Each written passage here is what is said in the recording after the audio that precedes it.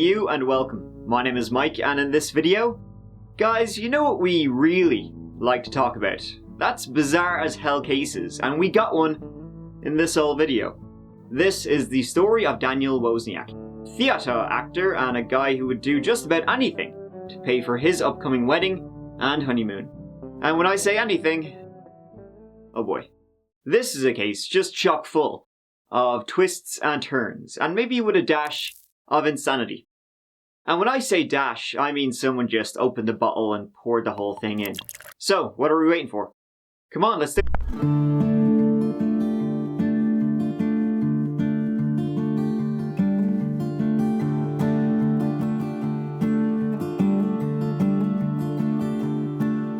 Daniel Wozniak was born in 1984 from Costa Mesa, California.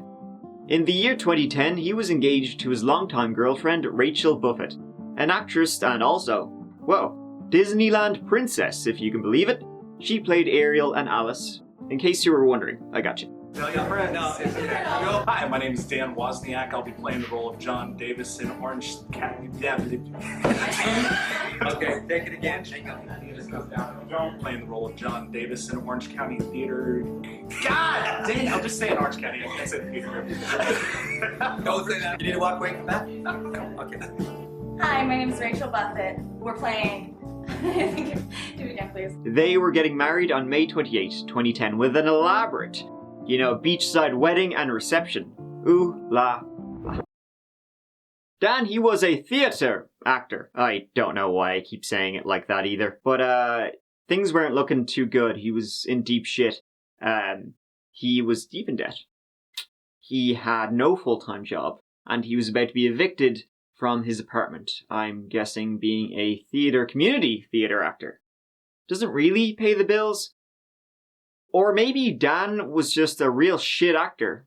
Who knows these things? He was good friends with neighbour Sam Herr, a 26-year-old army veteran who had served in Afghanistan. Wouldn't you know it, old Sam had managed to save up about $62,000 from his time in the service. Sam was attending Orange Coast College in Costa Mesa. There, Sam Herr became good friends with Julie Kibuishi, a 23-year-old dancer and college student from Southern California, who also began tutoring Sam in anthropology. Sam, he was working to earn his college degree, so he could re-enlist in the US Army and become an officer. This case began on May 22nd, 2010. See, that evening, Sam's parents, Stephen and Raquel, they started to become concerned when they couldn't get through to him. See, he was due to spend the weekend with his parents. He was pretty close with them, actually, and so when they would call up, ring ring, where the F are you? They didn't actually even get to say that because his phone was off, which was unusual for Sam. He never turned his phone off. Weird. You know where this is going. Sam's dad, Stephen, then popped over to Sam's apartment in Orange County, and there he would discover an unpleasant scene, which is an understatement, by the way. He found Julie Kibuishi's body lying face down on Sam's bed, with some of her clothes ripped off and a gunshot wound to her head. There was no sign of a struggle, and Sam was gone. Stephen then called 911. Okay, what's going on, sir? There's a body in my son's apartment. There's a what? A dead body. A dead body? Are you sure, sir? I can think he's still man on the floor. Okay. He's cold. Okay, hold on just a minute. Is it someone that you know, sir?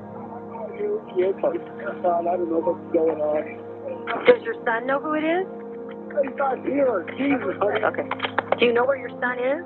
No, I don't. I don't. His phone's off. Okay. Just keep breathing for me, sir, okay?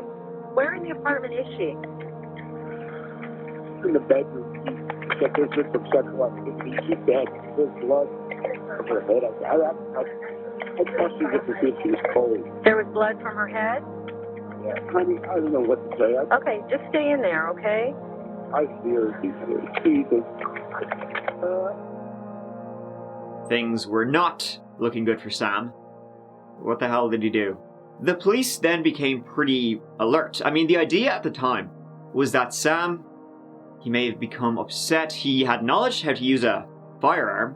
It's thought he may have had some kind of PTSD and something may have caused him to snap, and, well, that's what happened. The investigation into the crime scene and Julie's phone revealed that Sam had been texting her that day, and what led to, well, what could have happened? Text messages on Julie Kiboishi's phone revealed that she got text messages from Sam's phone at 2:45 p.m., the very day she was found. The text from Sam said that he was helping out his neighbour, old Dan Wozniak, then heading to folks for the weekend.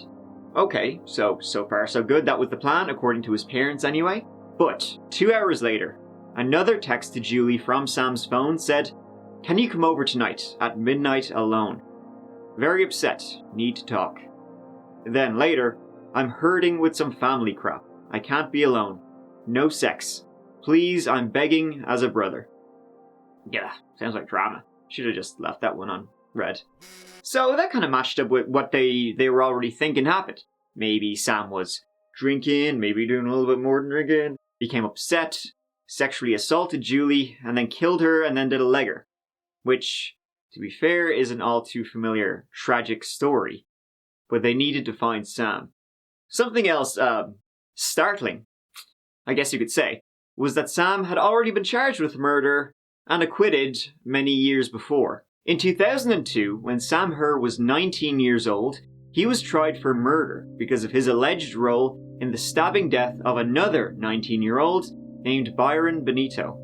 Sam and Byron had been close friends, and on the night of January 15th, 2002, Sam led his unsuspecting friend to an area behind a mobile home park, where Byron was attacked and killed by a group of suspected gang members, one of which was Sam. As I said, Sam would eventually be acquitted, but it's not a good look. Around this time, Stephen, who also shared a bank account with his son Sam, he started to notice, hey, a few withdrawals from the ATM. Do we have a lead on where Sam is? The withdrawals were taken 20 miles away from Sam's place, and the police were hot on the case. But they were surprised when the bank sent them CCTV of the person with Sam's bank card, because it wasn't Sam. It was someone they had never seen before. Sam's credit card showed 4 withdrawals from ATMs and a pizza delivery in Long Beach. And the delivery address gave them, well, you know, they stormed the place. Where's this fucker hiding? No Sam. They found 16-year-old Wesley Freelick and some of his pals. Wesley knew nothing about the murder of Julie, nothing about Sam, nothing about anything. But he did have Sam's bank card.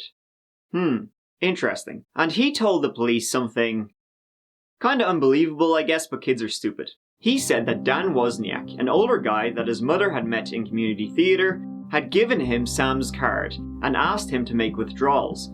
See, Dan had told him he was a bail bondsman and needed to collect money Sam owed. In all, Wesley withdrew almost $2,000. So, 4 days after Julie's body was discovered, the police, hey, let's pay old Dan a visit. They were really surprised to find he was a community theatre actor because his bail bondsman story was just so convincing. So the police wanted to bring Dan in for maybe just a few questions. But Dan was like, sorry guys, it's my bachelor party tonight. Strippers and tequila, am I right? Come on! So the police said, alright.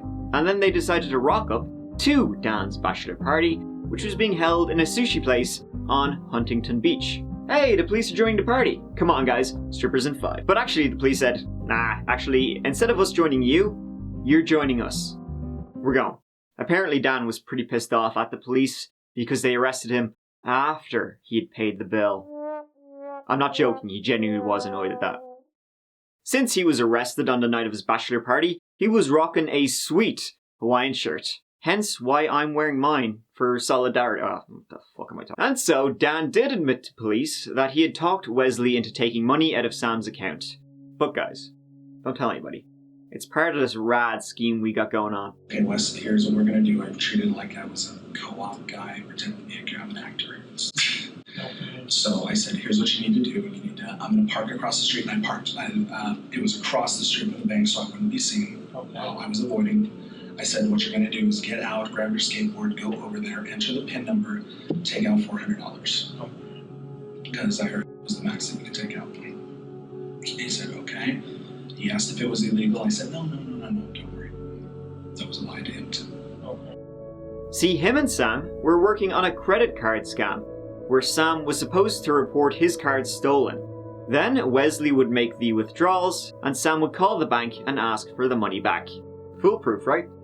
But he also told the police that the morning of Julie Kiboishi's murder, Sam came to see him and said he had done something bad, and that Sam had killed Julie. When police said they needed a DNA sample from Dan to rule him out as a suspect, he admitted to being in Sam's apartment the day of the murder.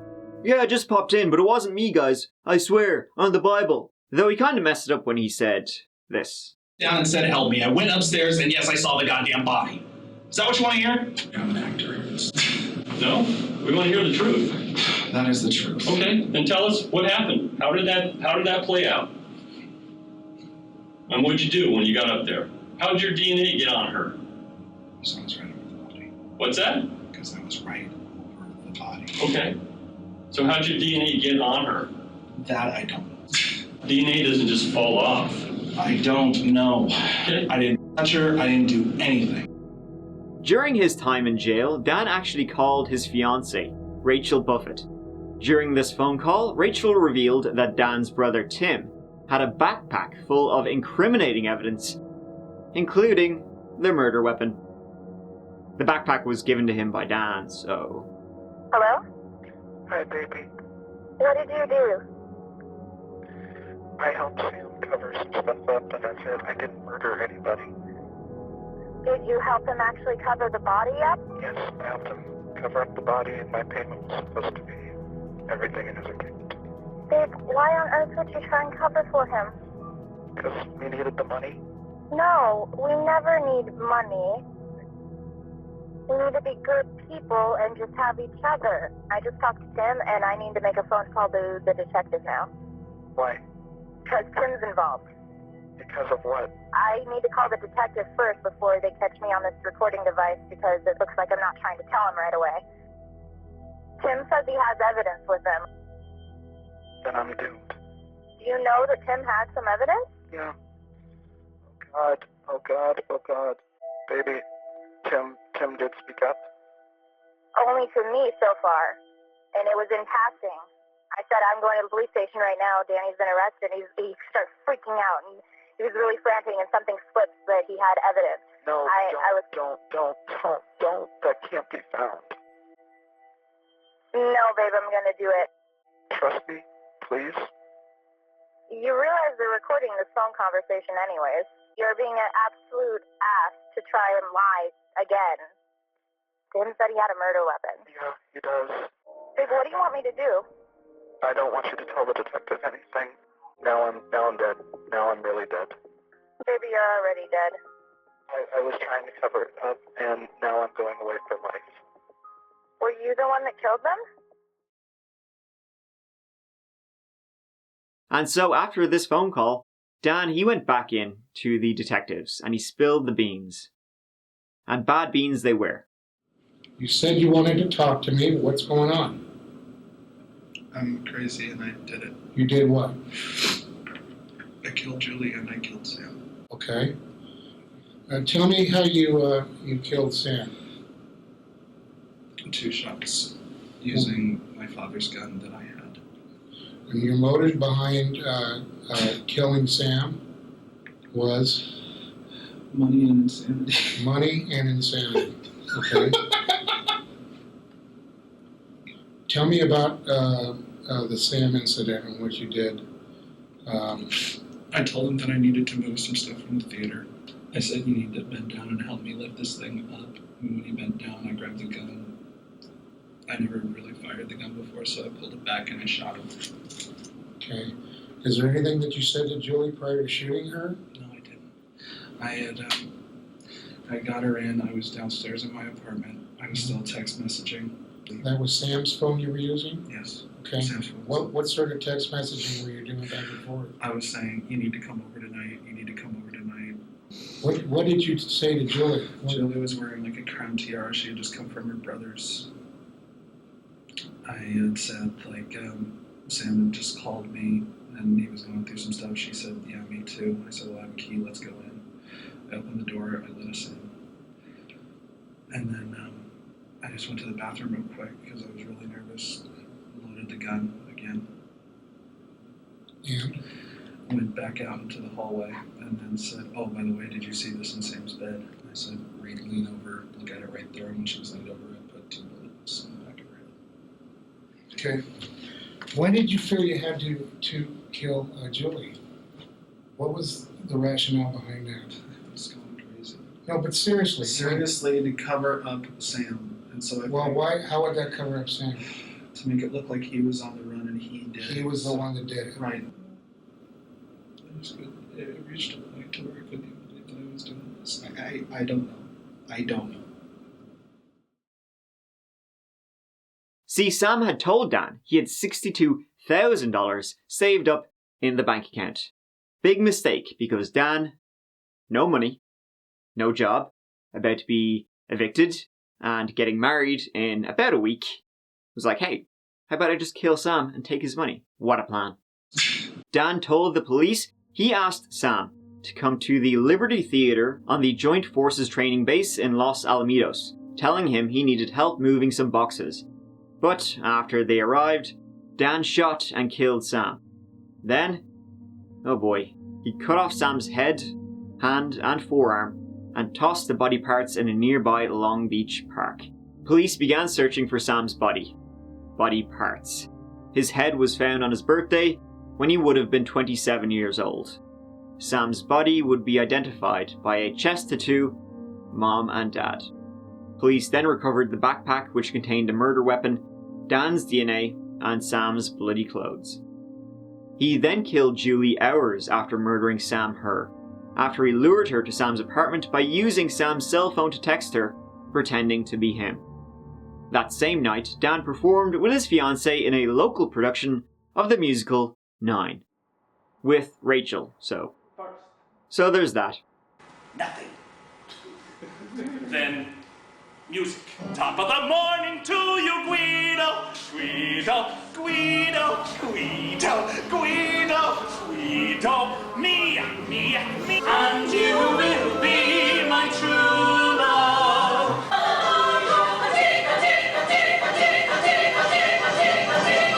See what I mean?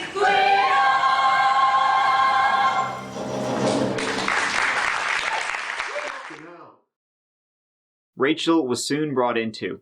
It's very important that you be very honest with us. We've looked through many search warrants, we've looked through many records, okay, and some of the things we have very big questions on, okay?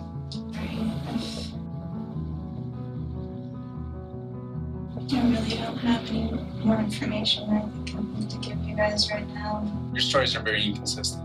Your stories have more holes than Swiss cheese. You understand that? I can see you shaking. I can see you shaking and you're trying to hold it together. My life's... Look at me, Rachel. Rachel, look at me. Look at me. What did he tell you, Rachel? I didn't say anything about this. Did you help him plan this whole murder? You had nothing to do with this? I just Did you kill Julie? Truth is, I did not know. I was not involved, and that truth doesn't change. You already did the test. The test is showing that you're deceptive. So you can go back to your happy place and look on the ground and play your part as an actress. The murder of Julie, that actually had nothing to do with getting his greasy paws on Sam's ducats. The only reason he had murdered Julie was to try and cover up what Dan had done by framing Sam for Julie's murder.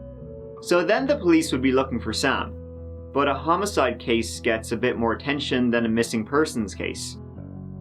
Does any of this plan make sense to you? Because it doesn't to me. I mean, this is a sad case all round, but I think that's the most tragic part, in that there was no motive for brutally murdering Julie. It was just to cover up what he already did, and there was no reason to do that. That's fucked, isn't it? Rachel Buffett, Dan's, well, ex-fiancée, that didn't work out too well, also was arrested and charged with being an accessory after the fact for allegedly lying to police. Actually scratched that allegedly. She pled not guilty. The community theater actor on trial for killing 2 people. Prosecutors say Daniel Wozniak shot his neighbor, a war veteran, for his money, and then another woman to help cover it all up. Dan's trial began in December 2015. How many layers of awful do we need before the death penalty is appropriate? Before the death penalty is the only possible way we can satisfy justice in a case. He did not care about those people. And now I'm asking you to care about those people. Or is Daniel Wozniak right? Maybe we shouldn't care about them. He sure didn't. The desecration of Julie's body, the desecration of Sam's body. Through your verdict, I'm asking you, you set this right. You take care of business when you go back there. You take care of business. Thank you. It lasted a whole 5 days, and Dan was found guilty of 2 counts of first-degree murder. Some murders are committed with such a depraved heart and in such a callous manner that the only punishment that fits the crime is the death penalty. How tragic was this murder plot? A greedy groom, the pursuit of ill-gotten gain, dismembers a young man and discards him like a piece of garbage after executing him. In an effort to derail the investigation and frame the first victim, he partially disrobes and dishonors the body of the second victim. For the execution murder for financial gain of 26-year-old Sam Herr, we're seeking the death penalty. For the execution murder for financial gain of 23-year-old Judy Kibuishi, we're seeking the death penalty. A month later, and almost 6 years after what happened, Dan Wozniak was sentenced to death. It is death for a double murderer who needed money for his wedding and tried to frame one of his victims for his deadly deed. As CBS 2 Orange County reporter Michelle Geely shows us, the victim's family members had a lot to say to the killer. It is the order of this court that you shall suffer the death penalty. Convicted Orange County killer Daniel Wozniak, a community theater actor before his capture, has been sentenced to death for his real-life role as the mastermind in a gruesome double murder. Steve Herr's son was one of the victims. My only regret that in this state won't let me kill this coward myself. It took the jury just over an hour to come to that decision. Dan's brother, Tim, he pled guilty in December 2016 to being an accessory after the fact. You know of him having the murder weapon Dan gave him. He was sentenced to 3 years in formal probation as part of a plea deal offered by prosecutors in exchange for cooperating with investigators. He was also sentenced to 10 whole days in jail. In 2018, Rachel was convicted and sentenced to 32 months in prison for 3 felony counts of accessory after the fact. Something kind of interesting, if you're, well, interested, is that there is a blog all about Dan and his time in prison, titled Daniel Wozniak is My Friend? ? It's by a woman, doesn't give her name, who, well, knew Dan before he was arrested from his theater days. Basically, it's just conversations with him while he's on death row. It's pretty interesting. I'd recommend if you, I don't know, want to learn more about this piece of shit. Anyway, that about wraps up this old video? Whatever. It's pretty messed up that old Dan would do just about anything he needed to do to pay for his wedding and then his cruise ship honeymoon. And he also did some things he really didn't need to do. Thank you so much for watching. If you'd like to check out my Patreon, where you can get early access to videos, exclusive videos, AMAs, and a Discord, you can. And I will see you, as always, real soon in the next video. Take care of yourselves. Mike out.